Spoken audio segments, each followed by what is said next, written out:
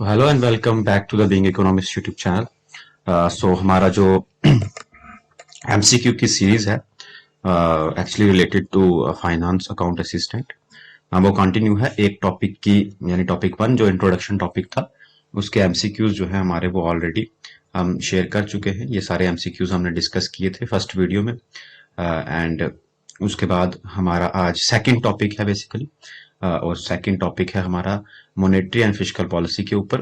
तो आज जितने भी एमसीक्यूज हैं वो सेकंड टॉपिक के यानी monetary and fiscal policy meaning scope and methodology इसके रिलेटेड रहेंगे। आई थिंक 40 to 50 क्वेश्चंस या एमसीक्यूज इसमें मैंने ऐड किए हैं जो ऑलरेडी ही पीवाईक्यूज हैं या जिस हिसाब से जेकेएसएसबी में क्वेश्चंस फ्रेम होते हैं उसी तरह के क्वेश्चंस, मैक्सिमम क्वेश्चंस जो है वो पीवाईक्यू हैं। हर एक एग्जाम जो जेकेएसएसबी का इकोनॉमिक पोर्शन का हुआ है वहां से लिए गए हैं। मैं जल्दी से एक इंफॉर्मेशन जो है वो आपके साथ शेयर कर दूं, उसके बाद हम एमसीक्यूज स्टार्ट करेंगे। कि हमारे मोबाइल एप्लीकेशन पे हमारा जो लेटेस्ट कोर्स है यानी finance account assistant economy and statistics, ठीक है, दोनों ही, ठीक, इकोनॉमी भी एंड स्टैटिस्टिक्स भी, दोनों ही जो है वो अवेलेबल है। इसके अलावा जितने भी नोट्स हैं इकोनॉमी के और अकाउंटेंसी के दोनों ही मोबाइल एप्लीकेशन पे अवेलेबल है। और ये नोट्स जो हैं, जो हमारे पुराने लेक्चर हैं लास्ट टाइम वाले, जो आपको हमारे यूट्यूब चैनल पे मिले होंगे, जो पहले से अपलोडेड है, उनके नोट्स जो हैं सभी हैंडमेड नोट्स वो भी अवेलेबल हैं। तो आप मोबाइल एप्लीकेशन डाउनलोड कर सकते हैं प्ले स्टोर से, अदरवाइज इसका लिंक डिस्क्रिप्शन में भी है, वहां से भी आप इसे डाउनलोड कर सकते हैं। हमारा टेलीग्राम एक ग्रुप है और इंस्टाग्राम। कोई भी इंफॉर्मेशन या आपने कुछ भी पूछना हो तो आप यहाँ पे हमसे कनेक्ट कर सकते हैं। सो आज हमारा सेकंड टॉपिक है, that is monetary and fiscal policy. तो उसके एमसीक्यूज जो है हम स्टार्ट करेंगे। सारे एमसीक्यूज जो है वो आपके सामने हैं।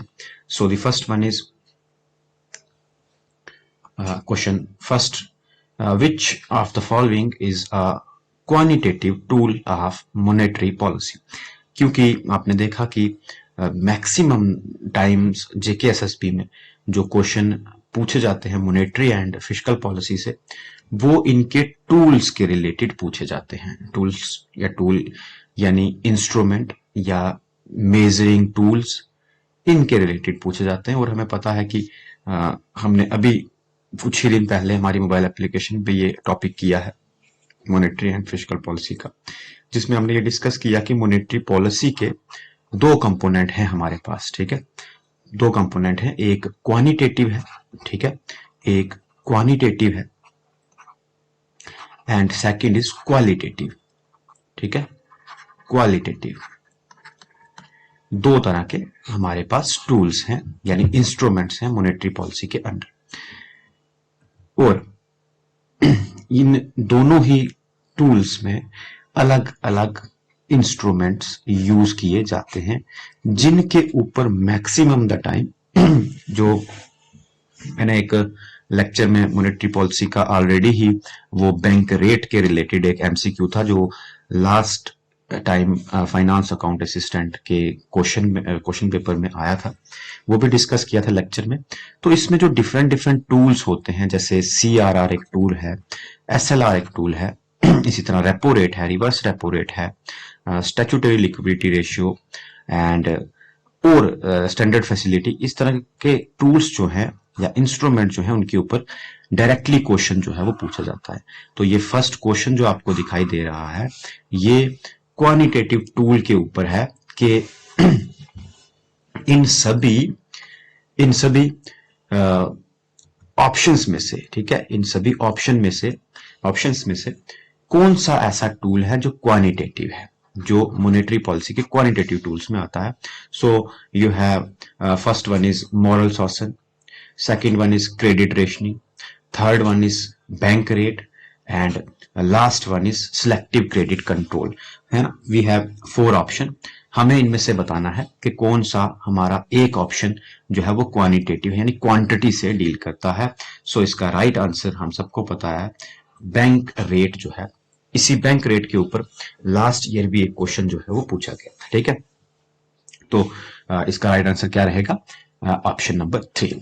सेकंड क्वेश्चन देखें, काफी क्वेश्चंस इसमें मैंने ऐड किए हैं, तो मैं थोड़ा जल्दी जो है एमसीक्यूज कवर करने की कोशिश करूंगा कि वीडियो थोड़ा ज्यादा लेंथी ना हो। इस वजह से थोड़ी सी एक्सप्लेनेशन में शॉर्ट रखूंगा, लेकिन हाँ मैं एक चीज कहूंगा कि ये सारी चीजें जो है हम डिस्कस ऑलरेडी ऐप पे कर चुके हैं, आप वहां जाके देख सकते हैं। एमसीक्यूज में जल्दी जल्दी इसलिए बताने की कोशिश कर रहा हूँ कि आप थोड़ा फैमिलियर हो जाएं वैरायटीज ऑफ एमसीक्यूज से, ठीक है, वैरायटीज ऑफ क्वेश्चन से। हमारा मोटिव यही रहेगा, ठीक है, इसलिए मैं थोड़ा जल्दी जो है कवर करने की कोशिश करूंगा, क्योंकि आई थिंक अप्रॉक्स 40 एमसीक्यूज मैंने इसमें ऐड किए हैं। सो नेक्स्ट क्वेश्चन है हमारा, an increase in cash reserve ratio, ठीक है, सीआरआर जिसे हम कहते हैं। क्या होता है सीआरआर? अगर मैं उस पर जाऊंगा, पूरी एक्सप्लेनेशन देने लगूंगा तो काफी टाइम जो है वो निकल जाएगा, लेकिन फिर भी मैं जल्दी से थोड़ा थोड़ा जो है हर एक कंपोनेंट के बारे में जरूर बताऊंगा कि कैश रिजर्व रेशियो एक ऐसा रिजर्व है जो कमर्शियल बैंक्स को अपने पास एज अ रिजर्व रखना होता है। किसका? जो उनके पास में डिपॉजिट आता है, ठीक है। सपोज दैट मैं बैंक में गया, मैंने वहां पे डिपॉजिट करवाए 100 रुपीज, ठीक है, फॉर एग्जाम्पल, और जो हमारा कैश रिजर्व रेशियो है ये 20% है। सो इट मीन्स इस 100 रुपीज में से 20 रुपीज बैंक को अपने पास क्या करने पड़ेंगे, एज अ रिजर्व रखने पड़ेंगे। अपने पास नहीं, आरबीआई के पास में, ठीक है, क्या करने पड़ेंगे, आरबीआई के पास में रिजर्व रखने पड़ेंगे। अंडरस्टूड। अब उसी में से हमें क्वेश्चन पूछा गया है कि अगर ये कैश रिजर्व रेशियो जो कि मैंने बोला 20% है, जो मेरा लेक्चर है उसमें हमने current rates, cash reserve ratio, statutory liquidity ratio, repo rates, reverse repo rates, standard facility, इन सब के करंट रेट अभी 2026 में क्या है, हर एक जो है वो डिस्कस किए हैं। जैसे हमने एग्जांपल के लिए यहाँ 20% लिया, इस तरह की मैं बात कर रहा हूँ कि सारे ही हमने वहां पे डिस्कस किए। तो अगर कैश रिजर्व रेशियो बढ़ता है, कैश रिजर्व 20 से 30 हो जाता है, 30 से 40 हो जाता है, जो कि आरबीआई करता है, रिजर्व बैंक करता है, तो उसका क्या इंपैक्ट पड़ेगा? क्या उससे इंक्रीज हो जाएगा क्रेडिट क्रिएशन? क्या क्रेडिट को क्रिएट करना बढ़ जाएगा? अब क्रेडिट क्रिएशन अगर आपको कंसेप्ट पता है तो आप इजीली से आइडेंटिफाई कर सकते हैं। या डिक्रीज होगा ये लिक्विडिटी, यानी क्रेडिट क्रिएशन का जो प्रोसेस है क्या वो डिक्रीज हो जाएगा? अदर वे, क्या मनी सप्लाई इंक्रीज होने वाली है या रिड्यूस होने वाला है government expenditure? First of all, government expenditure का इस पर्टिकुलर केस में सीआरआर के साथ में कुछ भी कनेक्शन नहीं है। सबसे पहले तो ऐसे ही एलिमिनेट करेंगे आप ऑप्शंस को। क्यों?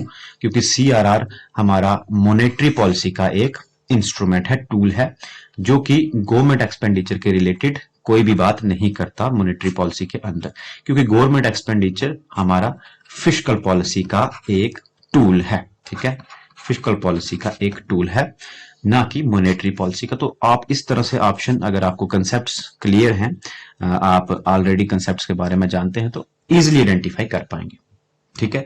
बट चलो, अब इसमें आपने ये देखा कि इसका कुछ कनेक्शन नहीं है, तो we have 3 option left. First one, increase credit creation, जो कि कभी नहीं हो सकता। क्यों नहीं हो सकता? क्योंकि जितना ज्यादा सीआरआर बढ़ता जाएगा, ठीक है, जल्दी से बता रहा हूं मैं आपको कंसेप्ट, जितना सीआरआर बढ़ता जाएगा 30%, 40%, इट मीन्स इस 100 रुपीज में से उतने ज्यादा पैसे, 40 रुपीज उसे रिजर्व में एज अ रिजर्व आरबीआई के पास रखना है, तो रेस्ट ऑफ द 60 रुपीज ही उसके पास बचे। जबकि जितने ज्यादा, में से थोड़ा, 1 मिनट, हाँ, जितने ज्यादा पैसे या डिपॉजिट उसके पास में होंगे, उतने ही ज्यादा वो आगे लैंडिंग कर सकता है। कौन? बैंक। उतने ही ज्यादा बैंक आगे लोन दे सकता है। सो इसलिए जितना सीआरआर बढ़ेगा उतना क्रेडिट क्रिएशन बढ़ेगा नहीं, बल्कि उल्टा कम होगा। इट मीन्स उसके उस हिसाब से हमारा राइट ऑप्शन जो है वो ऑप्शन बी रहेगा, ठीक है, कि इससे लिक्विडिटी का मतलब थोड़ा सा टर्म्स के साथ में जो है यहाँ पे खेला गया है। क्रेडिट क्रिएशन और लिक्विडिटी ऑल दो सिमिलर चीज है, ठीक है। अगर क्रेडिट क्रिएशन बढ़ेगा तो ऑफ कोर्स लिक्विडिटी बढ़ेगी, क्रेडिट क्रिएशन कम होगा तो लिक्विडिटी भी कम होगी, ठीक है। तो यहाँ पे आप इन दोनों को एज अ क्या कहेंगे इसे, सिनोनियम वर्ड्स यूज कर सकते हैं, ठीक है। दोनों एक तरह की एक ही चीज को बता रहे हैं। Even though we have this money supply also represents this credit creation and liquidity, ठीक है, एक दूसरे से ये आप इंटरचेंज कर सकते हैं, ठीक है। सो लिक्विडिटी इस पर्टिकुलर जब सीआरआर बढ़ता है तो लिक्विडिटी कम होती है। लेक्चर में मैंने ये ट्रिक्स से समझाया था कि आपने इनके बीच के कनेक्शन को किस तरह से याद रखना है ना, कि इन दोनों में रिवर्स है। जब जब जब जब सीआरआर बढ़ेगा, मनी की सप्लाई लिक्विडिटी कम होगी, और जब जब सीआरआर कम होगा तो मनी की सप्लाई और लिक्विडिटी बढ़ेगी। ठीक है, understood. So this is our second MCQ. Now we have third one, that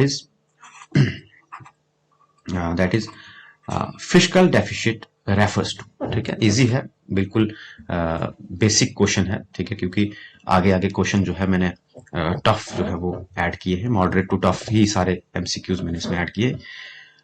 so आप देख रहे हैं कि फिस्कल डेफिसिट क्या होता है ना। तो हम हमारे इस पर्टिकुलर जो 4 ऑप्शन हैं, एक बार उनको पढ़ के देखें जरा। फिस्कल डेफिसिट में ऑप्शन ए हमें बता रहा है कि क्या जब रेवेन्यू डेफिसिट को हम माइनस करते हैं कैपिटल डेफिसिट से, उसे हम फिस्कल डेफिसिट कहते हैं, या टोटल एक्सपेंडिचर से टोटल रिसीट्स और एक्सक्लूडिंग बारविंग्स करते हैं, उधार जो है गवर्नमेंट के उसे करते हैं, तो उसे हम फिस्कल डेफिसिट कहते हैं, या capital expenditure minus revenue receipts, या टोटल बारविंग माइनस इंटरेस्ट पेमेंट्स। तो इनमें से क्या ऑप्शन है? मुझे पता है कि आप सब इसका आंसर जानते हैं, इसमें कुछ टेक्निकल टर्म नहीं है जो हम डिस्कस करें, तो इसका राइट आंसर ऑप्शन बी रहेगा।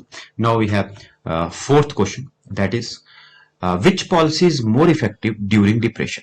ठीक है, सो समझने वाली चीज है यहाँ पे कुछ चीजें, क्योंकि मैंने ऐसे क्वेश्चन इसलिए खुद ऐड किए कि इसके इस पर्टिकुलर क्वेश्चन से हम और चीजों पे भी डिस्कशन कर पाए, है ना, उस पर भी कमांड कर पाए। सो ये option, so the question is कि कौन सी पॉलिसी इफेक्टिव रहती है डिप्रेशन में। सबसे पहले तो डिप्रेशन टर्म को ही समझना हमारे लिए यहाँ जरूरी है।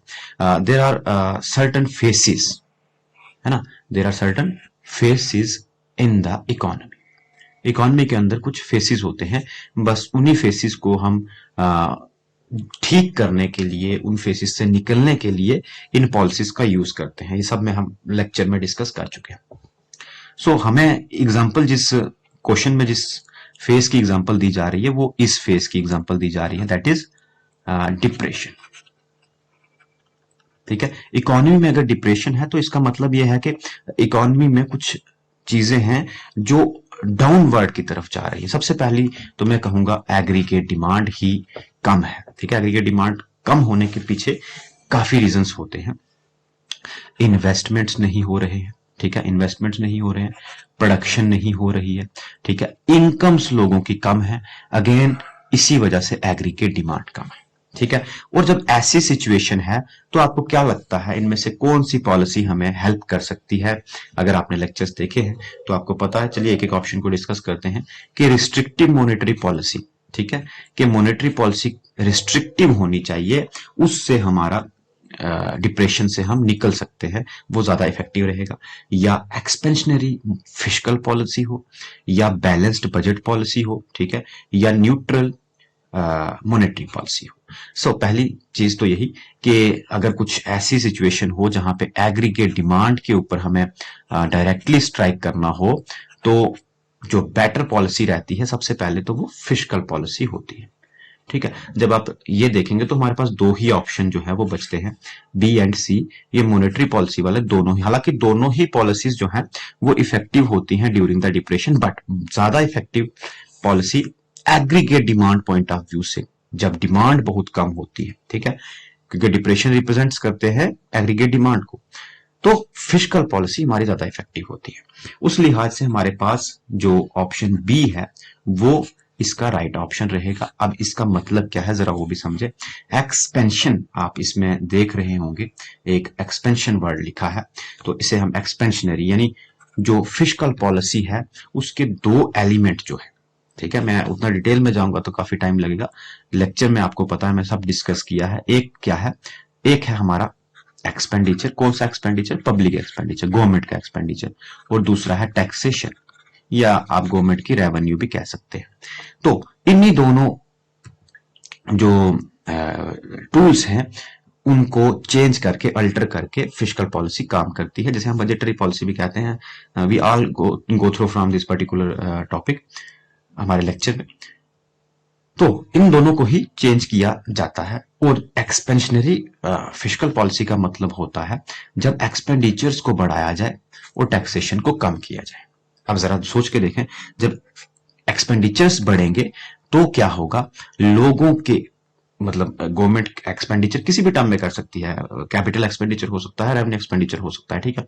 हमारा मतलब है एक्सपेंडिचर से कि गवर्नमेंट जो है वो लोगों के लिए काम कर रही है, ज्यादा स्पेंडिंग्स कर रही है, तो इससे क्या होगा, रोड्स, बिल्डिंग्स, इंफ्रास्ट्रक्चर्स, ये चीजें बनेंगी जो कि फर्दर क्या करेंगी, इंप्लॉयमेंट जनरेट करेंगी, जिससे लोगों की इनकम्स बढ़ेंगी।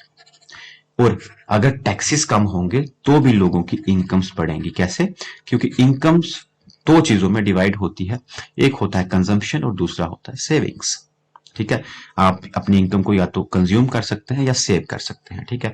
और जितना आप इनकम में से टैक्स को निकालेंगे, तभी आपके पास डिस्पोजेबल इनकम जो बचेगा, वो टैक्स जितना कम होगा उतना ज्यादा डिस्पोजेबल इनकम आपके पास होगा। तो डायरेक्टली मेरा कहने का मतलब यह है कि इन दोनों ही इंस्ट्रूमेंट से इनकम्स को बढ़ाया जाता है। जब इनकम्स बढ़ेंगी, यहां देखिए मैंने बोला था कि इनकम्स कम है, लास्ट में यहां पे इनकम्स कम है, तभी एग्रीगेट डिमांड कम है।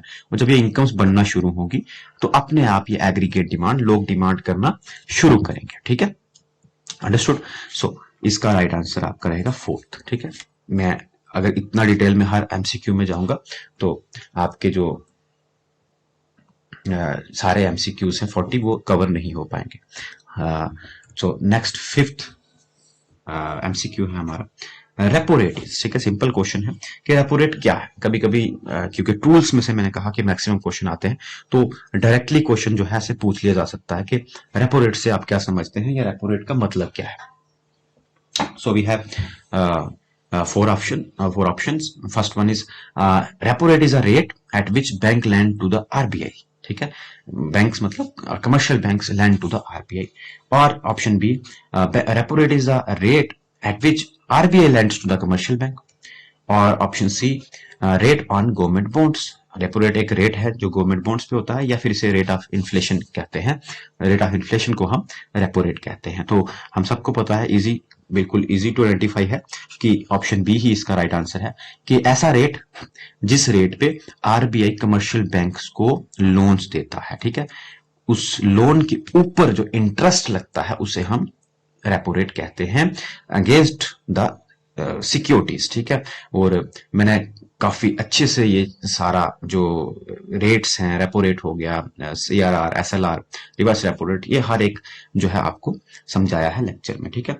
सो छोटी छोटी चीजें हैं इनमें कि किस में सिक्योरिटीज रखी जाती हैं, किस में कैश रखा जाता है, किस में अदर गोल्ड भी रख सकते हैं या नहीं रख सकते, ये सारी चीजें हमने डिस्कस की। तो इस टाइम फिफ्थ क्वेश्चन का हमारा राइट आंसर रहेगा option number second. Now we have second question, sixth question. Which of the following is not an objective of monetary policy? इन सभी options में से monetary policy का क्या objective नहीं है? Understood? So first one is price stability. क्या ये objective नहीं है? इकोनॉमिक ग्रोथ, क्या ये ऑब्जेक्टिव नहीं है? इनकम रिडिस्ट्रीब्यूशन, क्या ये ऑब्जेक्टिव नहीं है? Control of inflation. काफी ट्रिकी क्वेश्चन है, सारे ही ऑप्शन आप देखोगे तो आपको ऐसा लगेगा कि ये सब ही आरबीआई की मोनेटरी पॉलिसी के ऑब्जेक्टिव्स हैं। बट फिर भी हमें देखना है कि इनमें से कोई एक ऑप्शन जो एप्रोप्रिएटली ऑब्जेक्टिव शो नहीं कर रहा मॉनेटरी पॉलिसी का, जो नहीं है मॉनेटरी पॉलिसी का ऑप्शन।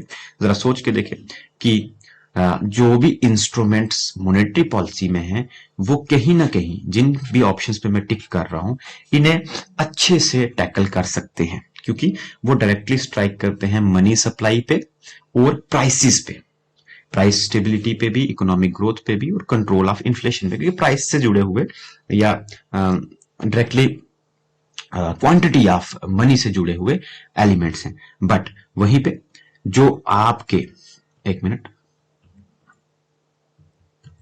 हाँ, जो आपका सी ऑप्शन है, ठीक है, ये कहीं ना कहीं मोस्ट अप्रोप्रिएटली फिट बैठता है किससे?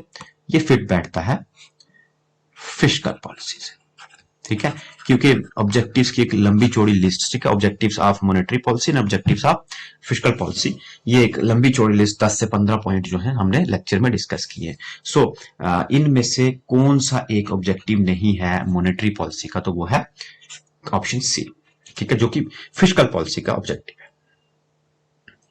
Next seventh question is expansionary fiscal policy involves, already वैसे डिस्कस किया है हमने, और दोनों ही चीजें मैंने उस पर आपके साथ डिस्कस की थी, ठीक है। और आप इसको इजिली आइडेंटिफाई कर चुके होंगे अभी तक कि ऑप्शन सी ही, क्योंकि यहाँ इस क्वेश्चन में, यहाँ देखेंगे इस क्वेश्चन में मैंने क्वेश्चन नंबर 4 में ही मैंने ये डिस्कस किया कि एक्सपेंडिचर बढ़ाया जाता है, टैक्सेशन को कम किया जाता है। कहाँ? एक्सपेंशनरी फिस्कल पॉलिसी में। वही क्वेश्चन हमसे पूछा गया है कि एक्सपेंशनरी फिस्कल पॉलिसी में क्या इन्वॉल्व होता है, ठीक है। तो सी ऑप्शन इसका राइट आंसर रहेगा। Question number 8, the methodology of fiscal policy mainly involves, जो आपका टॉपिक है, टॉपिक सेकंड, आप देखेंगे कि उसमें आपके 3 चीजों के ऊपर जो है ज्यादा स्ट्रेस दिया गया है। First one is meaning, second one is scope, and last one is methodology. So methodology से क्वेश्चन है कि फिस्कल पॉलिसी की मेथडोलॉजी में क्या चीज इन्वॉल्व होती है, मेनली क्या चीज इन्वॉल्व होती है। So option A is market operations, option B interest rate mechanism, option C budgetary policy, and option D exchange rate control, ठीक है। तो आप होपफुली अभी तक इसे इजिली आइडेंटिफाई कर चुके होंगे कि बजटरी पॉलिसी में ही सभी मेथड्स और मेथडोलॉजी को डिस्कस या डिस्क्लोज किया जाता है। किस पॉलिसी के लिए? फिस्कल पॉलिसी के लिए। क्योंकि मैंने काफी अच्छे से ये समझाया है कि कोई अलग से पॉलिसी नहीं बनाई जाती जिसे हम फिस्कल पॉलिसी कहते हैं, जब बल्कि गवर्नमेंट बजट में ही इस पॉलिसी के ऑब्जेक्टिव्स को फुलफिल किया जाता है। तो फिस्कल पॉलिसी की मेथडोलॉजी आपको बजटरी पॉलिसी में दिखेगी, ठीक है। The ninth MCQ, selective credit control are used to, देखिए काफी इंटरेस्टिंग है कि selective credit control are use to. पहले मैं ऑप्शन पढ़ता हूं, फिर मैं इसके बारे में कुछ और इंटरेस्टिंग चीजें आपको बताता हूं। ऑप्शन ए है credit control inflation in general, या regulate credit to specific sector, या कंट्रोल फिस्कल डेफिसिट, या इंक्रीज फॉरेन इन्वेस्टमेंट, ठीक है। इनमें से क्या ऑप्शन होगा? सबसे पहले आपको ये ध्यान में रखना है, ये जो सिलेक्टिव क्रेडिट कंट्रोल है ये मॉनेटरी पॉलिसी का एक इंस्ट्रूमेंट है, ठीक है। मॉनेटरी पॉलिसी में जो आपका क्वांटिटेटिव, ठीक है, क्वालिटेटिव मेजर्स हैं, उनमें से उनका एक टूल है, उनका एक इंस्ट्रूमेंट है, ठीक है। तो इसमें हमने ये बताना है कि इस सिलेक्टिव क्रेडिट कंट्रोल को किस चीज के लिए यूज किया जाता है। इसका राइट आंसर रहेगा option B, regulate credit to specific sector, ठीक है। जब हम ओवरऑल इकोनॉमी को, ओवरऑल मार्केट को स्ट्राइक नहीं करते, हम किसी सिलेक्टिव सेक्टर को, like agriculture, industry, education, health, या कोई भी रूरल डेवलपमेंट, या किसी भी सेक्टर को इंडिविजुअली उसके क्रेडिट को रेगुलेट करें, तो उस मेजर को सिलेक्टिव क्रेडिट कंट्रोल कहते हैं, जो कि एक क्वांटिटेटिव मेजर्स में आता है, ठीक है। किसकी? मॉनेटरी पॉलिसी की क्वालिटेटिव मेजर्स में आता है। Now we have 10th question, which economist strongly supported fiscal policy during the great depression. इसमें कुछ भी समझाने वाली बात नहीं है, इजी टू आइडेंटिफाई है। J.M. Keynes, John Maynard Keynes, क्योंकि मैक्सिमम तो नहीं कह सकते, बट इनिशियली अगर फर्स्ट टाइम किसी ने फिस्कल पॉलिसी को एडवोकेट किया है, स्ट्रांगली सपोर्ट किया है, तो वो J.M. कीन्स ही हैं।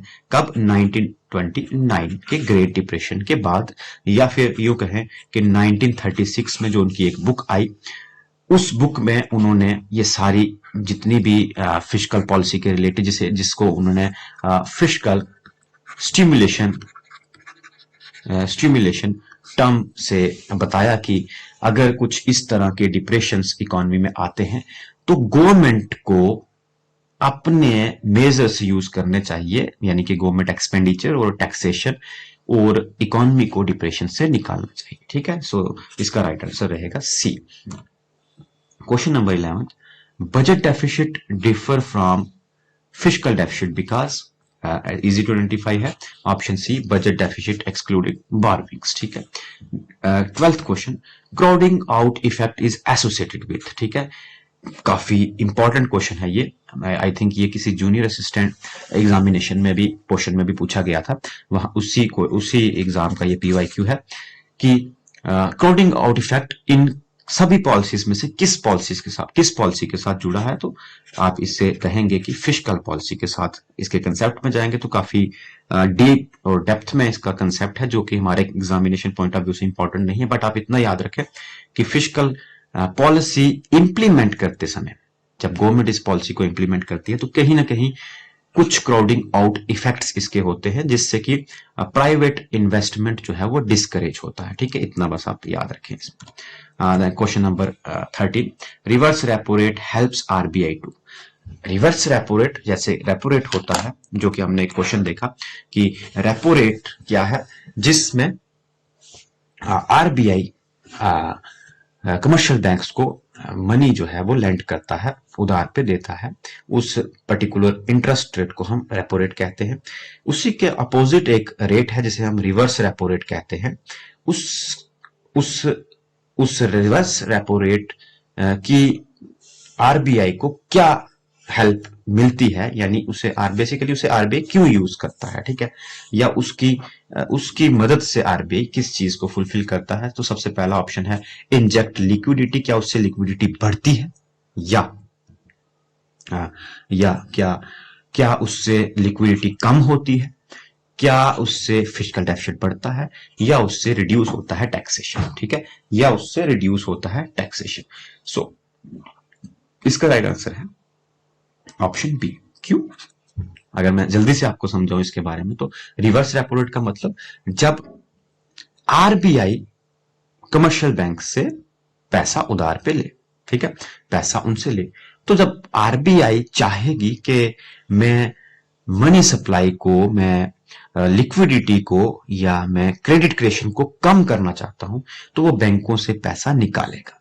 तो बैंकों से पैसा निकालने का एक तरीका रिवर्स रेपो रेट भी है, हालांकि उस पॉइंट ऑफ व्यू से नहीं, बट फिर भी अगर रिवर्स रेपो रेट कहीं ना कहीं आरबीआई को इस चीज में हेल्प जरूर कर सकता है। ठीक है, किस चीज में? लिक्विडिटी को एब्सॉर्ब करने। क्वेश्चन नंबर 14, विच policy tool directly affects consumption demand. काफी इंपॉर्टेंट क्वेश्चन है अगेन, कि इन सभी पॉलिसीज टूल्स में से, ये जो सभी टूल्स आपको दिखाई दे रहे हैं, ये मिक्स्ड पॉलिसीज के टूल हैं, यानी इसमें मॉनेटरी पॉलिसी के टूल्स भी हैं, फिस्कल पॉलिसी के टूल्स भी। लेकिन इन सभी टूल्स में से कौन सा टूल है, कौन सा इंस्ट्रूमेंट है, ठीक है, टूल का मतलब इंस्ट्रूमेंट या मेजर, ठीक है, कौन सा मेजर है जिससे कंजम्पशन के ऊपर, कंजम्पशन डिमांड या कंजम्पशन के ऊपर, ठीक है, क्यों? क्योंकि हम अगर जितने भी लोग इकोनॉमिक्स में ज्यादा इंटरेस्टेड हैं या फिर कंसेप्ट्स में क्लियर हैं, उन्हें पता होगा कि एग्रीगेट डिमांड जो है हमारी, वो C प्लस आई प्लस जी प्लस एक्स माइनस एम से बनती है। तो इसमें C पोर्शन जो है ये कंजम्पशन डिमांड है, जिसका कि एक सिग्निफिकेंट पोर्शन जो है वो एग्रीगेट डिमांड में होता है। तो इस C को, इस कंजम्पशन डिमांड को कौन सी पॉलिसी डायरेक्टली इफेक्ट करती है? हमने पहले भी डिस्कस किया, क्या ये बैंक रेट है, टैक्सेशन है, रेपो रेट है, या एसएलआर है। ठीक है, अब क्योंकि डिमांड की बात हुई है, तो अगर आपने पहले वाले क्वेश्चन पे ध्यान दिया होगा, तो आप इसे इजिली आइडेंटिफाई कर सकते हैं। यहां पे 3 मेजर ऐसे हैं जो कि मॉनेटरी पॉलिसी के हैं, option A, option C and option D. ये तीनों मेजर किसके हैं? ये तीनों मेजर हैं मॉनेटरी पॉलिसी के। ठीक है, ये तीनों जो है ये मॉनेटरी पॉलिसी के मेजर हैं, और एक ही मेजर है जो कि फिस्कल पॉलिसी का मेजर है। और मैंने आपको पहले भी कहा, जहां डिमांड की बात आएगी, एग्रीगेट डिमांड या किसी और डिमांड की बात आएगी, वहां पे ज्यादा इफेक्टिव क्या रहता है? फिस्कल पॉलिसी रहती है। जहां पे प्राइसेस की बात रहेगी, इन्फ्लेशन की बात रहेगी, या बैंकिंग की, मनी सप्लाई की बात रहेगी, वहां पे मॉनेटरी पॉलिसी ज्यादा इफेक्टिव रहती है। ठीक है, सो आप यहीं से इसे इजिली आइडेंटिफाई कर सकते थे कि इसका ऑप्शन बी जो है वो राइट आंसर होगा। और दूसरी तरह से अगर आप इसे आइडेंटिफाई करना चाहें, तो वो ये था कि टैक्सेस जितने ज्यादा होंगे, उतनी ज्यादा कंजम्पशन जो है वो डायरेक्टली इफेक्ट होगी, क्योंकि जितने ज्यादा टैक्सेस कम ज्यादा होंगे, वो डायरेक्टली इफेक्ट करेंगे किस पे? इनकम के ऊपर, ऑफ कोर्स वाई के ऊपर, इनकम के ऊपर। और कंजम्पशन जो है वो फंक्शन है किसका? ऑफ कोर्स वाई का। यही तो इक्वेशन हम पढ़ते आए हैं इकोनॉमिक्स में कि कंजम्पशन किसका फंक्शन है, ऑफ कोर्स वाई का। और जितना वाई यानी वाई मतलब यहाँ पे वाई रिप्रेजेंट्स इनकम, है ना, Y always in economics Y always represent income. So जितना इनकम कम ज्यादा होगा उतना ही कंजम्पशन भी डायरेक्टली इफेक्ट होगा। और ये वाई किससे इफेक्ट होगा डायरेक्टली, ऑफ कोर्स टैक्सेशन से। ठीक है, तो इसका राइट आंसर रहेगा B. So we have 15th question, that is the scope of monetary policy does not include। तो स्कोप पढ़ना भी उतना ही जरूरी क्योंकि आपके सिलेबस में डायरेक्टली मेंशन है। सो कौन सा मॉनेटरी पॉलिसी का स्कोप, कौन सी इन ऑप्शंस में से कौन सा वो ऑप्शन है जो मॉनेटरी पॉलिसी के स्कोप में नहीं है। ठीक है, नॉट लिखा है। पहला है क्रेडिट कंट्रोल, दूसरा है इन्फ्लेशन कंट्रोल, तीसरा है, अब ये क्वेश्चन रिपीट हो गया बेसिकली, किसी मतलब इसकी वर्डिंग चेंज करके, बट रिपीट है। अब इसे इजीली आइडेंटिफाई कर सकते हैं कि इसका ऑप्शन क्या है। अगेन सी जो है इसका राइट आंसर रहेगा। एलोकेशन ऑफ रिसोर्स, बाकी सारे प्राइस या स्टेबिलिटी या मनी सप्लाई से जुड़े हुए हैं, एक ही ऑप्शन है जो इससे नहीं जुड़ा है। क्वेश्चन नंबर 16 इंटरेस्टिंग, काफी इंटरेस्टिंग है, डेफिशिएट से जुड़ा है। मेरा बहुत जल्दी ही एक लेक्चर जो है, मैंने 2 लेक्चर आपको बोले हैं यूट्यूब पे, एक टाइप्स ऑफ गुड पे, है ना, types of goods, and second one is ये various types of, various forms of और types of forms of this deficits. ठीक है, डेफिशिएट्स, इस पे जो है एक लेक्चर आएगा। तो यहां आप देख रहे हैं प्राइमरी डेफिशिएट, आप मुझे पता है इसे इजीली जो है वो आइडेंटिफाई कर सकते हैं। सबको ये याद होगा कि fiscal deficit minus interest payments. ठीक है, fiscal deficit minus interest payments. जब फिस्कल डेफिशिएट में से इंटरेस्ट पेमेंट्स को हम माइनस करते हैं तो हमारे पास क्या आता है, हमारे पास प्राइमरी डेफिशिएट आता है। ठीक है, now we have 17th question. इसमें बाकी भी मैं डिस्कस कर सकता था बट फिर ऑलरेडी जो है हमारा टाइम जो है इसमें निकल जाएगा कि ये सारे अगर कोई था इसमें, अदरवाइज कोई इतना एज सच है नहीं है। जैसे रेवेन्यू डेफिशिएट या प्लस कैप ना, इनमें से कोई भी जो है आपका वो total expenditure minus total revenue, ये तो आपका बजट डेफिशिएट हो गया। ठीक है, now we have 17th question, which of the following reflects contractionary fiscal policy। Again interesting question है। एक इससे पहले आपने 2 क्वेश्चन देखे एक्सपेंशनरी मॉनेटरी फिस्कल पॉलिसी के, now we have contractionary monetary fiscal policy. तो कौन सा कॉम्बिनेशन या फिर कौन सा ऑप्शन रिप्रेजेंट कर रहा, रिफ्लेक्ट कर रहा कंट्रैक्शनरी फिस्कल पॉलिसी में। एक एक्सपेंशनरी आपने देखी जिसमें हमने 2 चीजों को हमेशा आप माइंड में रखेंगे, जिसमें पब्लिक एक्सपेंडिचर बढ़ता है और टैक्सेशन कम होता है। तो इसमें देखें क्या ऑप्शन है, increased public spending. Public spending का अगेन वही मतलब है पब्लिक एक्सपेंडिचर। ठीक है, कंफ्यूज नहीं होना, बस इसमें वर्ड्स को थोड़ा सा चेंज किया जाता है, हर एग्जाम में ऐसा ही होता है। स्पेंडिंग का मतलब एक्सपेंडिचर ही है। तो क्या increased public expenditure contractionary fiscal policy में आता है? नहीं, क्योंकि हमने देखा कि इंक्रीज होगा जब पब्लिक एक्सपेंडिचर तो वो एक्सपेंशनरी फिस्कल पॉलिसी में आ रहा था। रिड्यूस टैक्सेशन क्या हो सकता है, बजट सरप्लस क्या हो सकता है, या इंक्रीज सब्सिडी, इसे तो आप पहले निकाल दें। बजट सरप्लस का क्या मतलब है कि आप रेवेन्यू को बढ़ा रहे हैं और एक्सपेंडिचर को कम कर रहे हैं, है ना। सरप्लस तो तभी होगा, हाँ बजट सरप्लस तो तभी होगा। और सी और बी ऑप्शन है हमारे पास, क्या है, बी ऑप्शन है रिड्यूस टैक्सेस। बेसिकली अगर आप देखें तो ये दोनों ही ऑप्शन हो सकते थे। एक तो टैक्सेस को रिड्यूस करना, नहीं टैक्सेस को रिड्यूस करेंगे तो क्या होगा, टैक्सेस को रिड्यूस करेंगे तो अगेन आपका ना, टैक्सेस रिड्यूस करोगे तो आपका एक्सपेंशनरी फिस्कल पॉलिसी होगा, कंट्रैक्शनरी फिस्कल पॉलिसी नहीं होगा। तो फर्स्ट और सेकंड ऑप्शन जो है वो दोनों ही आपके क्या है, ये किसको रिप्रेजेंट कर रहे हैं, फर्स्ट एंड सेकंड, ये दोनों ही एक्सपेंशनरी फिस्कल पॉलिसी को रिप्रेजेंट कर रहे हैं। जबकि ऑप्शन सी जो है वही आपका क्या रिप्रेजेंट कर रहा है, कंट्रैक्शनरी फिस्कल पॉलिसी। इट मींस कि इसमें क्या होता है, बजट सरप्लस में क्या होता है बेसिकली वो देखें आप। बजट सरप्लस का मतलब है कि आपकी रेवेन्यू यानी पब्लिक रेवेन्यू, पब्लिक रिसीट्स भी से कहते हैं, मैं रेवेन्यू लिख रहा हूं फॉर इजी अंडरस्टैंडिंग, है ना, is greater then public expenditure, है ना। तो पब्लिक एक्सपेंडिचर कम हुआ यहां पे और टैक्सेशंस को बढ़ाया गया। जब टैक्सेशन बढ़ेगा तभी तो गवर्नमेंट की रेवेन्यू बढ़ेगी, और टैक्सेशन बढ़ता किस में है? Of course contractionary fiscal policy, जबकि टैक्सेस रिड्यूस होते हैं किसमें? एक्सपेंशनरी फिस्कल पॉलिसी में। ठीक है, now we have 18th question. Statutory liquidity ratio is maintained in the form of interested, very interesting question, कि फिस्कल स्टैट्यूटरी लिक्विडिटी रेशियो जिसे SLR के नाम से जानते हैं, वो किस फॉर्म में मेंटेन किया जाता है? अगेन ये डिबेट इसलिए आया क्योंकि एक SLR है और एक CRR है।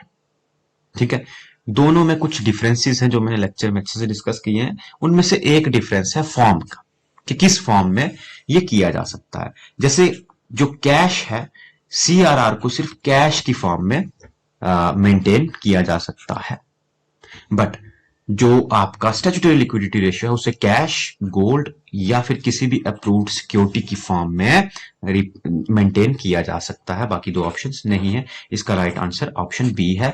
इसमें आपकी कैश भी हो सकती है, वैसे तो गोल्ड एंड अप्रूव्ड सिक्योरिटी लिखा है, बट कैश भी हो सकती है। ठीक है, कैश, गोल्ड और अप्रूव्ड सिक्योरिटी, तीनों में SLR को मेंटेन किया जा सकता है, बट CRR को ओनली कैश फॉर्म में मेंटेन किया जाता है। ठीक है, now we have 19th question. The methodology of monetary policy includes, इनमें से किस चीज में मॉनेटरी पॉलिसी की मेथडोलॉजी को देखा जा सकता है? ठीक है, तो अगेन आपका ऑप्शन बी इसका राइट आंसर रहेगा। बाकी तो आपको सामने दिखाई दे रहा है कि किसके रिलेटेड है, फिस्कल पॉलिसी के related. Question number 20, which policy emphasis resource allocation and equity? Again resource allocation और इक्विटी जो है वो फिस्कल पॉलिसी में होगा, ना कि मॉनेटरी पॉलिसी या एक्सचेंज रेट पॉलिसी या क्रेडिट पॉलिसी, किसी में भी नहीं होगा। क्योंकि अगेन आपको जो पीछे जो क्वेश्चंस मैंने डिस्कस किए हैं वो आपको माइंड में रखने कि मैंने आपको क्या चीजें समझाई कि डिमांड के रिलेटेड क्या है और प्राइस इन्फ्लेशन एटसेट्रा के रिलेटेड क्या है। ठीक है, सो ये आपका राइट आंसर बी रहेगा। Then 21, question number 21, balanced budget policy means, balance budget policy means, again जब इससे पहले वाले एक क्वेश्चन छोड़ के मैंने आपको प्रीवियसली अभी बताया कि सरप्लस बजट क्या है। तो there are 3 types of budget basically. मैं शॉर्ट में लिख रहा हूं जल्दी जल्दी। एक बजट सरप्लस, एक बजट डेफिसिट और एक बैलेंस बजट। ठीक है, तो अभी क्वेश्चन यहां से है, इससे पहले हमने सरप्लस का भी डिस्कस किया। ठीक है, तो अगेन आप इसे इजिली आइडेंटिफाई कर सकते हैं कि जब revenue is equal to expenditure हो तो वो क्या है, बैलेंस्ड बजट है। Revenue is equal to expenditure. Deficit क्या है, जब revenue is less than expenditure है। और सरप्लस क्या है, जब revenue is greater than expenditure है। ठीक है, there are 3 types of budget we have. ठीक है, then 21, which institution ensures coordination between fiscal and monetary policy in India? Easy to identify, RBI and Ministry of Finance एक fiscal policy के लिए responsible है and second one is RBI जो कि monetary policy के लिए रिस्पॉन्सिबल है। Question number 23, deficit financing means, again easy to identify, borrowing from RBI को हम डेफिसिट फाइनेंसिंग भी कहते हैं। ठीक है, then question number 24, which of the following weakens the crowding out effect? इनमें से किस ऑप्शन से क्राउडिंग आउट इफेक्ट कम होगा, वीक होगा? ठीक है, क्राउडिंग आउट इफेक्ट क्या था मैंने जल्दी से आपको पहले एक क्वेश्चन में समझाया। सो इसका जो आपका राइट आंसर रहेगा वो सी रहेगा। इसका मतलब क्या होता है कि जब आप यानी जब गवर्नमेंट फिस्कल पॉलिसी का यूज कर रही है, फिस्कल पॉलिसी का यूज कर रही है जिसकी वजह से कुछ क्राउडिंग आउट इफेक्ट हो रहा है, एट द सेम टाइम हम मॉनेटरी पॉलिसी को, ठीक है, बेसिकली ना एक ये पूरा एक डायग्राम ऐसे चार्ट है, एक डायग्राम है जिसमें एक तरफ मॉनेटरी पॉलिसी और एक तरफ फिस्कल पॉलिसी, दोनों को हम इस तरह से बताते हैं कि पहले जब हम ये बेसिकली IS और LM कर्व के थ्रू हम समझते हैं, दैट इज सेपरेट टॉपिक जो आपके सिलेबस में नहीं है, कि जब हम फिस्कल पॉलिसी का यूज करते हैं तो कहीं ना कहीं IS कर्व को अल्टर करते हैं जिससे कि ये डाउनवर्ड जाती है, जिससे कि एक तरफ रेट ऑफ इंटरेस्ट और एक तरफ इनकम जो है वो वेरी करती हैं।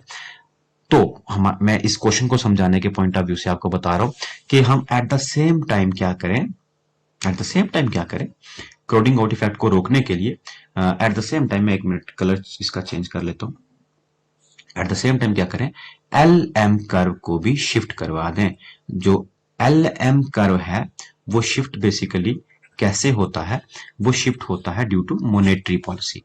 तो जब ये शिफ्ट हो जाएगा तो ये जो रेट ऑफ इंटरेस्ट है, ठीक है, इनकम्स तो बढ़ेंगी, रेट ऑफ इंटरेस्ट फिर से उसी पोजीशन पे आ जाएगा जहां ये पहले था, जिसकी वजह से ये क्राउडिंग आउट इफेक्ट जो है ये कम हो जाएगा। तो इस प्रोसेस को हम क्या कहते हैं, इस प्रोसेस को हम कहते हैं अकोमोडेटिंग मॉनेटरी पॉलिसी, कि फिस्कल पॉलिसी के ऊपर हम मॉनेटरी पॉलिसी को अकोमोडेट करते हैं। क्यों? हम क्राउडिंग आउट इफेक्ट को बेसिकली यहाँ पे रोकना चाहते हैं। अंडरस्टूड? सो ये क्वेश्चन भी इंपॉर्टेंट है, थोड़ा सा कंसेप्चुअल है, क्योंकि मैंने कहा कि आगे के क्वेश्चन जो है वो थोड़े से मैंने टफ जो है वो ऐड किए हैं, ठीक है। सो ये क्वेश्चन भी इंपॉर्टेंट है, इसे प्लीज आप नोट डाउन करें। देन वी हैव, मैं एक बार इसका कलर चेंज कर दूं। So we have question number 25, which of the following best distinguish monetary policy from fiscal policy in terms of transmission mechanism? तो समझे जरा, ट्रांसमिशन मैकेनिज्म के बेसिस पे इनमें से कौन सा ऑप्शन फिट बैठता है जो मॉनेटरी पॉलिसी को अलग करता है, डिस्टिंग्विश करता है from fiscal policy. Understood? So option number A V have monetary policy works through prices, fiscal policy through quantities. नहीं।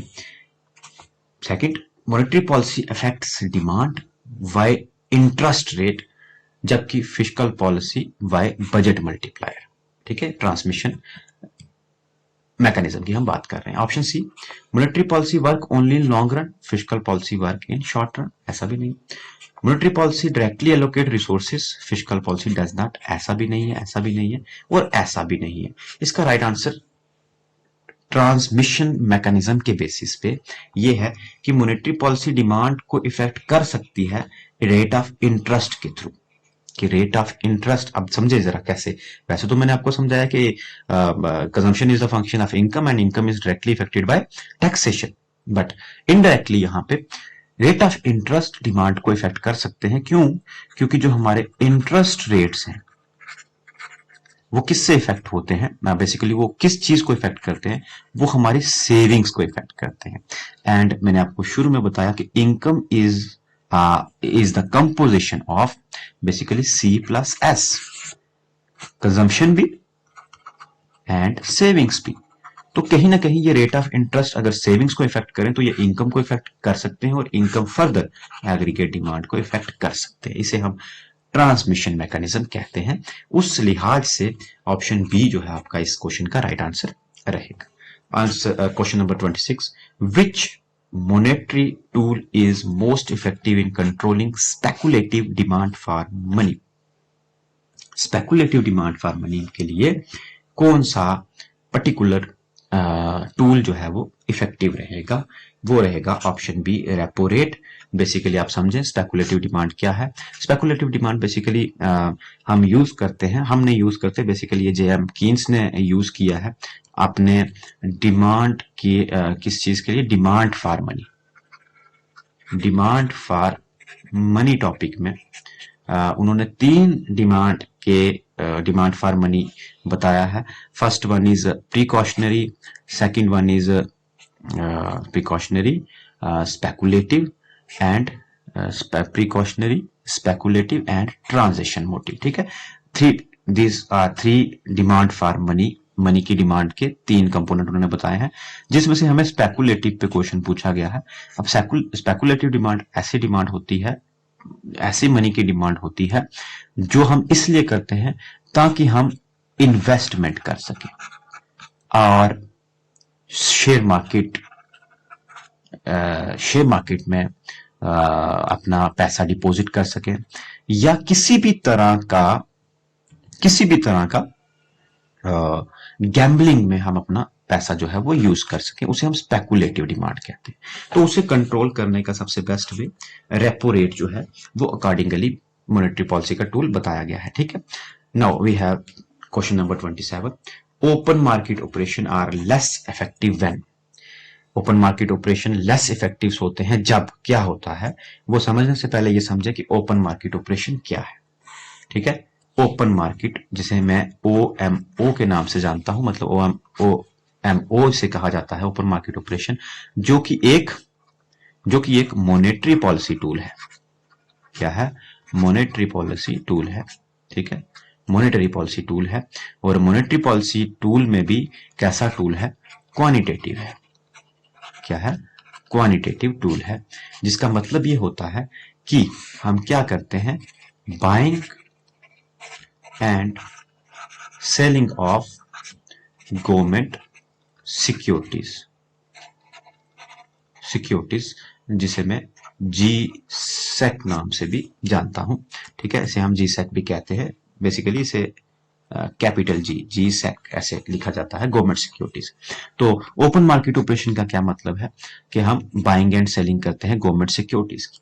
तो जब ये बाइंग एंड सेलिंग हो रही है, ये किस केस में लेस इफेक्टिव हो जाती है?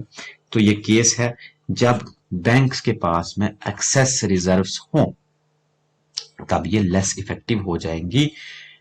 बाकी के ऑप्शन जो है वो इनकरेक्ट है। राइट आंसर है ऑप्शन ए। बेसिकली जब बैंक्स के पास में ऑलरेडी ही एक्सेसिव सरप्लसेस है, एक्सेसिव रिजर्व्स हैं, तो उन्हें सिक्योरिटी सेल करके या उनसे सिक्योरिटी बाय करके हम लिक्विडिटी को कंट्रोल नहीं कर सकते। बेसिकली पर्पस क्या है, हम सबको पता है। ओपन मार्केट ऑपरेशन या मॉनेटरी पॉलिसी के क्वांटिटेटिव टूल्स जितने भी हैं, उनका मोटिव यही है कि हम मनी सप्लाई को इफेक्ट करें। तो अगर ऑलरेडी ही बैंक्स में एक्सेसिव रिजर्व्स हैं, तो हम कैसे उनकी लिक्विडिटी को कंट्रोल करेंगे? With the help of open market operation. ठीक है, now question number 28। The scope of fiscal policy expanded significantly after, of course after great depression. ठीक है, ये मैं आपको ऑलरेडी समझा दी। So next one is which policy correct demand pull inflation more precisely. ठीक है, कौन सी पॉलिसी जो है वो डिमांड पुल इन्फ्लेशन को डायरेक्टली जो है वो ज्यादा प्रिसाइजली करेक्ट कर सकती है? सो मैंने आपको पहले बताया, इन्फ्लेशन रिलेटेड जितने भी इंस्ट्रूमेंट्स हैं, वो यानी जितने भी इफेक्ट्स हैं, उन्हें इजिली कंट्रोल या फिर इफेक्टिवली कंट्रोल कौन कर सकता है? Of course monetary policy. Then we have 13th question, that is monetary policy in India is formulated and implemented by. Easy question मैंने इसमें ऐड किया। ऑफ कोर्स हमारा ये क्या आ जाएगा? आपका Reserve Bank of India. Question number 31, the primary objective of monetary policy in India is to, of course. अच्छा, ये क्वेश्चन थोड़ा सा मैंने इसलिए ऐड किया है, मैं एक चीज इसमें समझाना चाहता था आपको कि जब भी आपको मॉनेटरी या fiscal policy in reference to India मिले क्वेश्चन, तो आपको हमेशा ऑप्शन सारे ही, आपको ऐसा लगेगा कि सारे ही ऑप्शन ठीक है। यहाँ पे हो सकता है कि ऑप्शन फिट ना बैठ रहे हो सारे, बट जब किसी एग्जाम में आप देखेंगे तो आपको ऐसा लगेगा कि सारे ही ऑप्शन जो है, सपोज दैट यहाँ अचीव प्राइस स्टेबिलिटी, और मैं लिख देता रिसोर्स एलोकेशन या कंट्रोल दिस मनी सप्लाई, ये भी लिख देता, तो आप कंफ्यूज हो जाते चारों ऑप्शंस में। तो जब भी कभी आप इंडिया के रेफरेंस में इन दोनों पॉलिसीज का ऑब्जेक्टिव आपसे पूछा जाए, प्राइमरी ऑब्जेक्टिव, तो एक चीज का ध्यान रखना है कि आपको चारों में से जो भी most appropriate near to Indian context होगा उसे चूज करना है। जैसे इस केस में एक ही ऑप्शन आउट निकल रहा है यहां से, वो ये है कि अचीव प्राइस स्टेबिलिटी, क्योंकि प्राइस मूवमेंट्स, प्राइस फ्लक्चुएशंस जो है वो इस केस में यहां पे ज्यादा है ना। लेकिन अगर इसी जगह पे एक चीज होती कि इंक्रीज कैपिटल फॉर्मेशन, और मुझे ये क्वेश्चन आया होता, इसके साथ चाहे अचीव प्राइस स्टेबिलिटी होता, तब भी मैं जो अपने तरफ से क्वेश्चन चूज करता, ऑप्शन चूज करता, वो इंक्रीज कैपिटल फॉर्मेशन को चूज करता। रीजन बीइंग कि ये डिपेंड करता है कि किस रेफरेंस में क्वेश्चन पूछा जा रहा है। इंडिया के रेफरेंस में पूछा जा रहा है तो कैपिटल फॉर्मेशन बेसिकली मतलब इन्वेस्टमेंट है ना, कि इन्वेस्टमेंट बढ़ाया जाए। आप बोलेंगे यहां भी लिखा है प्रमोट इन्वेस्टमेंट, बट ये फॉरेन इन्वेस्टमेंट एफडीआई, ठीक है। हम बात कर रहे हैं डोमेस्टिक रेट ऑफ इंटरेस्ट की। 1 मिनट में से चार्ज हम बात कर रहे हैं डोमेस्टिक इन्वेस्टमेंट की। अंडरस्टूड, मेरी बात आपको समझ आ रही कि कैपिटल फॉर्मेशन इंडिया के रेफरेंस में एक आप यू कह सकते हैं कि बेसिक नेसेसिटी है, किसी भी देश की हो सकती है, बट खास करके डेवलपिंग नेशंस की लाइक इंडिया। जो कैपिटल फॉर्मेशन या इन्वेस्टमेंट है वो एक बेसिक नीड है। At the same time, price stability is also a basic need, or we can say a most appropriate option in these options, in these 4 options. But अगर यहां पे मैं कह रहा हूं कि इंक्रीज कैपिटल फॉर्मेशन कहीं पे मुझे दिखता या फिर कैपिटल फॉर्मेशन लिखा होता तो मैं इसे टिक करता, क्योंकि इंडिया की सिचुएशन जब आप basic features of Indian economy देखेंगे तो उसमें आपको ये चीजें जो है वो इजिली आइडेंटिफाई होंगी। Understood. Now the question number 32, when RBI sells government securities, ये आ गया हमारा क्वेश्चन अगेन ओएमओ से, ओपन मार्केट ऑपरेशन से। When RBI sells securities in the market, government securities in the market, money supply. जब RBI, क्योंकि OMO का मतलब मैंने क्या बताया, buying and selling of government securities, है ना, यही बताया आपको, buying and selling of government security. तो जब आरबीआई गवर्नमेंट सिक्योरिटीज को सेल करता है, आरबीआई क्यों करेगा, क्योंकि आरबीआई तो रिस्पॉन्सिबल है मॉनेटरी पॉलिसी के लिए, वही तो इसे रेगुलेट करता है, इंप्लीमेंट करता है, तो आरबीआई करेगा on the behalf of government basically, है ना, on the behalf of government. तो इसे जब ओपन मार्केट ऑपरेशन में ओपन मार्केट में सेल करेगा तो मनी सप्लाई के ऊपर क्या फर्क पड़ेगा, तो मनी सप्लाई के ऊपर क्या फर्क पड़ेगा, क्या वो बढ़ेगी, क्या वो कम होगी, या जैसी थी वैसी रहेगी, या ये डिपेंड करता है फिस्कल पॉलिसी पे, जो कि हो ही नहीं सकता क्योंकि क्वेश्चन ही मॉनेटरी पॉलिसी का है, तो फिस्कल पॉलिसी की यहाँ पे बात नहीं है। तो ऑप्शन डी तो ऑलरेडी एलिमिनेट है। रिमेन अनचेंज भी नहीं होगा, क्योंकि अगर मार्केट में कोई चीज खरीदी या बेची जा रही है तो ऑफ कोर्स मार्केट पे उसका असर दिखेगा, मार्केट पे उसका रिएक्शन दिखेगा। सो सी ऑप्शन तो हो नहीं सकता, रिमेन अनचेंज, कुछ चेंजेस तो आएंगे ही आएंगे, है ना। आप अपने पॉकेट मनी से कोई चीज मार्केट में जाके खरीद रहे हैं या आप मार्केट में जाके बेच रहे हैं तो आपकी इनकम के ऊपर फर्क तो पड़ेगा ना, आपकी पॉकेट मनी कम होगी या ज्यादा होगी। वैसे ही मनी सप्लाई कम ज्यादा होनी चाहिए इकोनॉमी में, है ना, सिक्योरिटीज बेचने या खरीदने के बाद, सेल करने के बाद। यहां बेचने की बात हो रही है, खरीदने की बात नहीं हो रही है, बाइंग की बात नहीं है, सेलिंग की बात है, ठीक है। तो सेल करने पे बेसिकली क्या होगा, हमें पता है इंक्रीजिंग या डिक्रीजिंग में से ही होगा, बट सेल के साथ में क्या जुड़ा है। तो सोच के देखें, अगर गवर्नमेंट सिक्योरिटीज को मार्केट में ओपनली सेल कर दिया जाए, आरबीआई के थ्रू सेल कर दिया जाए, तो इसे कोई ना कोई खरीदेगा, जो इसे खरीदेगा वो आरबीआई को इसके बदले पैसा देगा, है ना। आरबीआई इसे सेल कर रही है, इस तरफ आरबीआई है, इस तरफ खरीदने वाले मार्केट में कोई भी हो सकता है, इंडिविजुअली हो सकता है, इवन दो कमर्शियल बैंक्स भी हो सकते हैं, ग्रुप ऑफ फर्म्स भी हो सकते हैं। तो ये आरबीआई ने सेल किया, इसके बदले ये मार्केट से पैसा उठाएंगे, पैसा निकालेंगे, दैट इज फंड्स को अपने पास ले जाएंगे और सिक्योरिटीज को इनको दे देंगे। इससे क्या हुआ, मार्केट से पैसा निकल के आरबीआई के पास गया, तो आरबीआई के पास गया तो मनी सप्लाई क्या हुई, ऑफ कोर्स डिक्रीज हुई। इट मींस जब बाय की जाती हैं, ये तो सेल की बात थी, तब मनी सप्लाई इंक्रीज होती है। अंडरस्टूड, इसे हमेशा याद रखना। ये क्वेश्चन फॉर श्योर मुझे ऐसा लगता है कि कहीं ना कहीं कभी ना कभी जरूर जो है वो पूछा जाएगा, ठीक है। जितने भी टूल्स हैं उनमें से ये टूल्स काफी कंफ्यूजिंग है, तो ये पूछा जाता है, ठीक है। Now we have 33। So which one of the following would be used to combat inflation, inflation को क्या चीज रोकेगी, है क्या चीज जो है वो रोकेगी। ऑफ कोर्स जो है हमारे पास 4 ऑप्शन है कि क्या टैक्सेस को रिड्यूस करने से इन्फ्लेशन कम्बैट होगा। टैक्सेस रिड्यूस करना मतलब अगेन फिस्कल पॉलिसी, इंक्रीज करना government expenditure, again fiscal policy. ये फिर बचे हमारे पास 2 ऑप्शंस, एक सीआरआर एंड दूसरा रेपो रेट, क्योंकि फिस्कल पॉलिसी उतनी ज्यादा इफेक्टिव नहीं होती इन्फ्लेशन के केस में, क्योंकि इन्फ्लेशन के केस में मैंने क्या बताया, मॉनेटरी पॉलिसी इफेक्टिव होती है। तो मॉनेटरी पॉलिसी के हमारे पास दो टूल आगे सामने, एक रेपो रेट और एक कैश रिजर्व रेशियो, सीआरआर है ना, सॉरी कैश रिजर्व, हाँ कैश रिजर्व रेशियो। सो क्या जो है हमारा ऑप्शन इसमें अप्रोप्रिएट होगा, जरा देखें। अगर सीआरआर को कम किया जाता है तो वो परसेंटेज जो अपने पास रखनी थी बैंक को, मतलब रिजर्व रखना था एज अ रिजर्व आरबीआई के पास, वो कम हो जाएगी। तो पैसा उसके पास क्या है, ज्यादा बच रहा है, वो अब ज्यादा लोन दे सकता है। जब ज्यादा लोन देगा तो मनी सप्लाई बढ़ेगी, जब मनी सप्लाई बढ़ेगी तो इन्फ्लेशन भी बढ़ेगा। तो हमें इन्फ्लेशन बढ़ाना नहीं है, उसे कम्बैट करना है, कम करना है। It means option C is the right one, repo rate को बढ़ाना।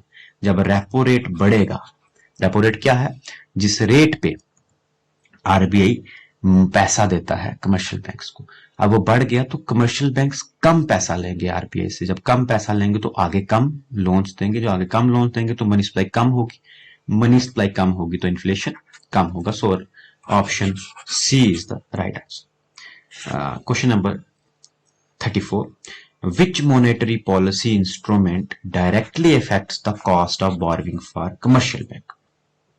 Cost of borrowing for commercial bank को डायरेक्टली इफेक्ट करती है कौन सा पर्टिकुलर टूल?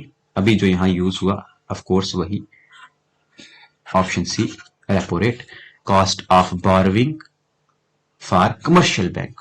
ठीक है, कमर्शियल बैंक जो बारो कर रहे हैं उसके बदले में जो कॉस्ट दे रहे हैं आरबीआई को, वो क्या है, रेपो रेट ही होता है। मैंने आपको ऑलरेडी बताया, इंटरेस्ट रेट, वो इंटरेस्ट रेट जिस रेट पे कमर्शियल बैंक्स आरबीआई से पैसा लेते हैं। Then we have 35th, capital expenditure differs from revenue expenditure because it basically budget का थोड़ा इसमें क्वेश्चन, एक ये मतलब थोड़ा सा बजट साइड का क्वेश्चन है, लेकिन बजटरी पॉलिसी ही हमारी फिस्कल पॉलिसी है, तो हमें इसे भी पढ़ना उतना ही जरूरी है, इसके कंपोनेंट्स का पता होना उतना ही जरूरी है। तो अगर कैपिटल एक्सपेंडिचर अलग है रेवेन्यू एक्सपेंडिचर से, तो उसके पीछे का रीजन क्या है? क्या ये इंक्रीज करता है फिस्कल डेफिसिट को इसलिए, क्या ये क्रिएट करता है कोई प्रोडक्टिव एसेट्स इसलिए, या ये इन्फ्लेशनरी है इसलिए, या ये नॉन डेवलपमेंट है इसलिए?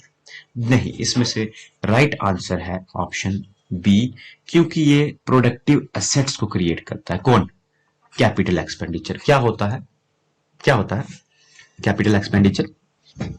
ऐसा एक्सपेंडिचर जो किसी रोड, किसी बिल्डिंग जैसे स्कूल, हॉस्पिटल, एरा वगैरह को बनाने में यूज होती है। लाइक आपने रोड बनाया, गवर्नमेंट ने रोड बनाया, हाईवेज बनाए, उसके ऊपर टोल प्लाजास लगेंगे तो गवर्नमेंट को रेवेन्यू जाएगी। तो वो क्या कर रहा है, वो एक प्रोडक्टिव एसेट्स क्रिएट कर रहे हैं गवर्नमेंट के लिए। But at the same time revenue expenditure में क्या आता है, लाइकवाइज सैलरीज, कोई पेंशन दिया, सैलरीज ऑफ द एम्प्लॉय, जो कि एक्सपेंडिचर तो हो रहा है बट उसके बदले कोई रिटर्न नहीं आ रहा, वो रेवेन्यू एक्सपेंडिचर्स में आता है। ठीक है, अंडरस्टूड, इस चीज को आप याद रखेंगे। सो इन दोनों को अलग करने वाली जो चीज है वो ऑप्शन बी है, कि हम क्रिएट्स करते हैं कौन, हम नहीं, सॉरी, कैपिटल एक्सपेंडिचर क्रिएट करता है प्रोडक्टिव एसेट्स को। That is why it is different from this revenue expenditure.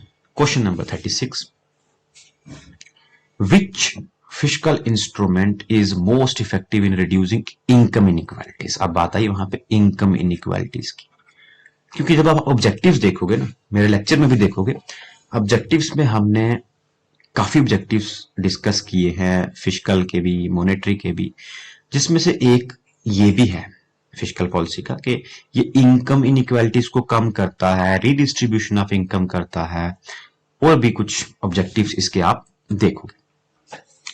तो कौन से इंस्ट्रूमेंट जो है वो ज्यादा इफेक्टिव है इनकम इनइक्वालिटीज को कम करने के लिए? क्या ये इनडायरेक्ट टैक्सेस है, क्या ये पब्लिक बॉरोइंग्स है, क्या ये प्रोग्रेसिव टैक्सेशन है, क्या ये फिस्कल डेफिसिट है? So the right answer is progressive taxation. क्या मतलब है प्रोग्रेसिव टैक्सेशन का? इट मीन्स कि high income group must pay high tax और लो इनकम ग्रुप पेज लो टैक्स, है ना। मान ले आपकी 10 लाख इनकम है तो आपको 5% टैक्स देना है, आपकी 15 लाख है तो आपको 10% देना है, और आपकी 20 लाख है तो आपको 15% देना है। जैसे जैसे इनकम्स बढ़ रही हैं, ये एनुअली, एक साल में अगर आपकी इनकम इतनी है तो आपको इतना देना, इतना देना, इतना देना। इससे इस सिस्टम को हम कहते हैं प्रोग्रेसिव टैक्सेशन, जो इनकम के साथ साथ बढ़ती जाए। करंटली ये क्या स्लैब है, ये इस बजट 2026 में भी चेंजेस इसमें देखने को मिले, बट फिलहाल अभी तक के लिए 12 लाख 0 to 12 लाख तक 0% टैक्सेशन है, ठीक है। 0 to 12 लाख तक 0% टैक्सेशन है, इसमें कोई भी टैक्स देने की जरूरत नहीं है। उसके बाद इसके रेट्स जो है वो शुरू होते हैं, 5, 10, 50 जो है वो शुरू होते हैं। सो how this progressive tax basically reduce, or we can say the most effective in reducing income inequalities. So naturally आप देखेंगे कि अगर आप हायर इनकम ग्रुप से ज्यादा पैसा लेके उस पैसे को लोअर इनकम ग्रुप के वेलफेयर के लिए यूज करते हैं, welfare in the sense again this capital expenditure, roads पे, बिल्डिंग्स पे, स्कूल पे, वेरियस सोशल सेक्टर स्कीम्स, जैसे प्रधानमंत्री ग्रामीण सड़क योजना, प्रधानमंत्री जनधन योजना, ऑल दो सच स्कीम्स, पीएम किसान, आत्मनिर्भर भारत, उन पे यूज करते हैं, तो ऑफ कोर्स हम इनकम इनइक्वालिटीज को कम कर रहे हैं कहीं ना कहीं। तो इसे कम करने के लिए जो ज्यादा इफेक्टिव इंस्ट्रूमेंट है वो प्रोग्रेसिव टैक्स है। Understood? We have 37 question, which pair correctly match policy with instrument. हाँ, ये क्वेश्चन कि कौन सा पेयर पॉलिसी के साथ करेक्टली मैच कर रहा है। मॉनेटरी पॉलिसी एंड टैक्सेशन, क्या मॉनेटरी पॉलिसी का टैक्सेशन इंस्ट्रूमेंट है? फिस्कल पॉलिसी रेपो रेट, क्या फिस्कल पॉलिसी का रेपो रेट टैक्सेशन इंस्ट्रूमेंट है? मॉनेटरी पॉलिसी सीआरआर, या fiscal policy open market operation. So आप इसे इजीली, आप जहां तक मुझे लगता है इतने एमसीक्यूज करने के बाद इसे इजीली फाइंड आउट कर सकते हैं कि इसका राइट आंसर सी होगा, कि यही करेक्टली मैच है, बाकी सब इनकरेक्ट है ना। मॉनेटरी पॉलिसी का इंस्ट्रूमेंट क्या है? कैश रिजर्व रेशियो, बाकी सब incorrect. 38, which instrument combination is use during recession? Most important question. अब इकोनॉमी में रिसेशन है, डिप्रेशन की तरफ इकोनॉमी जा रही है, यहां से नीचे की तरफ जा रही है रिसेशन, चीजें कम होना शुरू हो गई है, ठीक है। तो किस कॉम्बिनेशन का आप यूज करोगे, बताएं जरा।